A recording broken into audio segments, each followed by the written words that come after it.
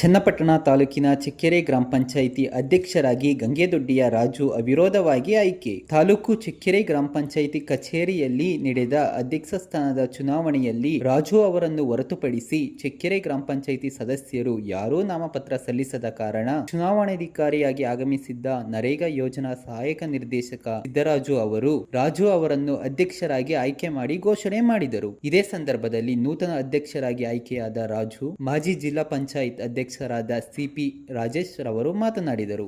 ಗ್ರಾಮ ಪಂಚಾಯಿತಿ ಸದಸ್ಯರಾದ Venkatesh, HT, Kavya S, Jayaprakash, Puttaraju, Saroja, Lakshmi, Puttamma, KC Pavithra, Soumya B, Prakash HR, Lakshmamma, Raju CL, ಮುಖಂಡರಾದ ಕೃಷ್ಣೇಗೌಡ ಹಾಗೂ ಇತರರು ಹಾಜರಿದ್ದರು. ಚಕ್ಕೆರೆ ಗ್ರಾಮ ಪಂಚಾಯಿತಿಯ ಅಧ್ಯಕ್ಷರಾಗಿ ಆಯ್ಕೆಯಾಗಿರುವ ರಾಜಣ್ಣನವರು ಹಿರಿಯರು, ಅನುಭವ ಉಳ್ಳವರು, 2 ಬಾರಿ ಸತತವಾಗಿ ಆಯ್ಕೆಯಾದಂಥವರು.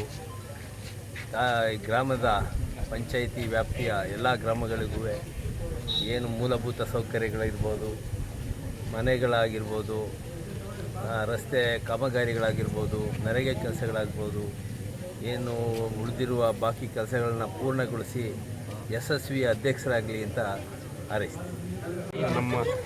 ನಮ್ಮ 3 ಜನ ನಂಬರುವೆ ನನ್ನನ್ನು ಆಯ್ಕೆಯಾಗಿ ಮಾಡವ್ರೆ, ಅಧ್ಯಕ್ಷನಾಗಿ ಮಾಡವ್ರೆ.